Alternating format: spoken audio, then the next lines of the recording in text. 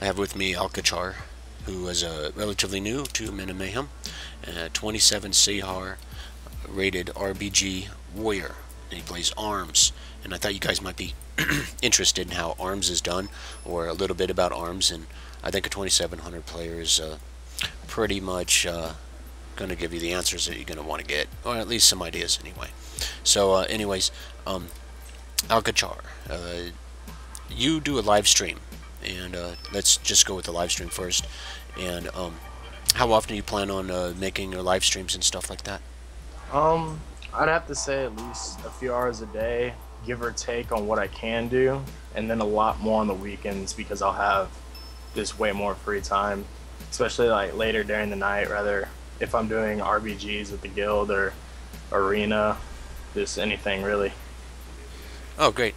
Okay, and that'll be on Twitch TV slash Alkacharr, and you'll also find him linked on the guild Men of Mayhem Guild YouTube channel as well, guys, and we have his channel linked there for people to check out his stuff when he's live. So let's just break down into what some of the basics are with regards to arms warrior, because I don't really catch a lot of arms warriors too much, you know, in RBGs. I mean, sometimes I do, I guess, you know. So what do you normally let's start with what do you normally stack gem wise? For RBGs, I go a little bit more towards PvP power, just for the better damage in the PvP scenario. But arena-wise, you want to run more resilience because of the fact that warriors are an easily trainable target, and it just ups our survivability. Okay. And I noticed on some of your sockets, is there any specific reasons why you'll have like a, well, like on your helmet, you got 80 strength, 160 PvP power. I guess that's pretty legit. Then you got crit strike on shoulders with 160 PvP power. So you're looking at basically your discolored gems, or not discolored gems, but your multicolored gems actually go in PvP power, and then with crit, and then basically getting 320 PvP powers across the board where you can without breaking your set bonuses. Yep. Is that right? So there's no set bonus break on what you have set up. So that looks really nice. And let's see. Let's go on about your build, since your arms and stuff. Go ahead and go through why, if you can, why you chose each talent that you have for arms.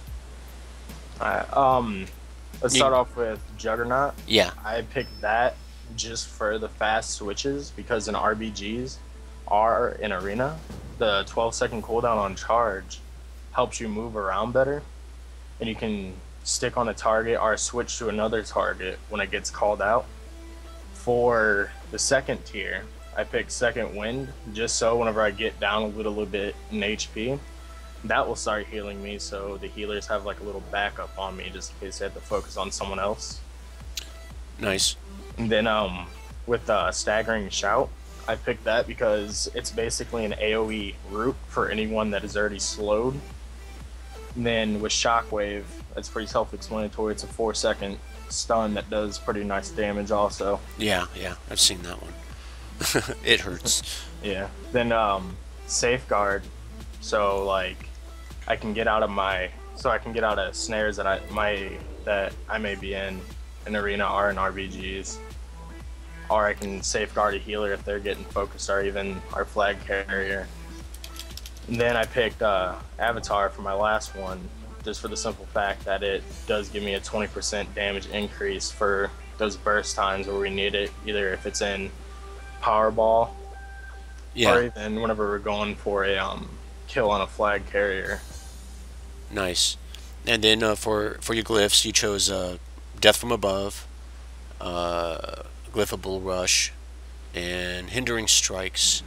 So and those are pretty obvious there and stuff like that. So I mean, that looks like a pretty decent spec. Your junk glyphs, you got what? Gushing Wound, Burning Anger, and Glyph of the Blazing Trail.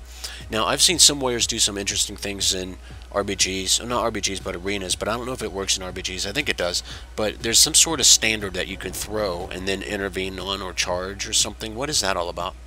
It's okay, basically if we're snared, we can throw a banner ahead of us or wherever we need to go, and then we can intervene it to escape from that because intervene or safeguard rather removes Yeah, the snares that are on us. right. So is there like a macro for it? Yes.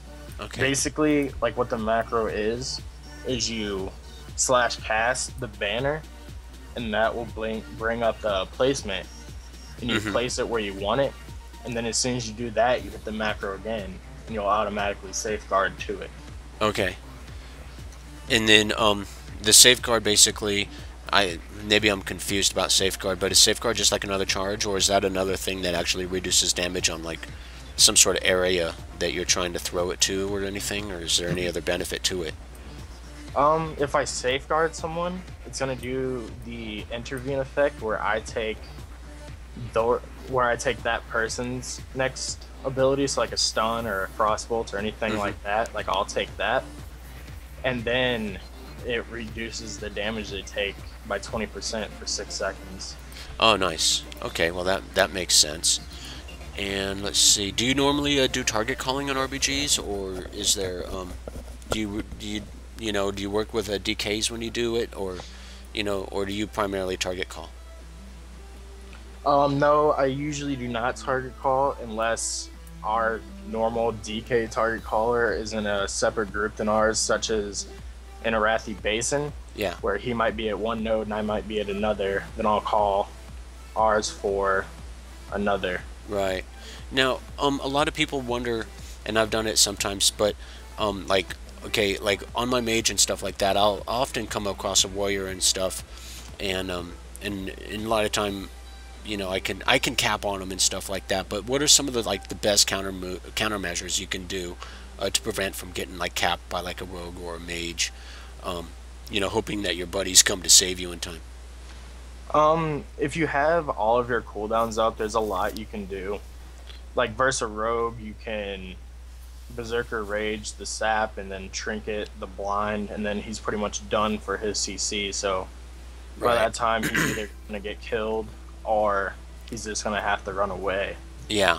But then versus a Frost Mage trying to cap on you, it's a whole different story because they have so much more CC Yeah, at the see, like on moment my anyway. mage, what I'll do is like if I know like, see, this is the thing, and a lot of guild group RBGs screw this part up. Okay, it's like, and I lead RBGs, and what I'll do is I'll send over like a rogue or somebody to tweak on a warrior that's like defending the stables or, or a farm, right? And see if he blows his trinket. And then if he blows his trinket, okay, and the rogue gets away, okay, then he thinks he's safe. But if they don't actually come to protect that node after the warrior's blown his trinket, I'll send a mage over there to cap it, and it works like 90% of the time.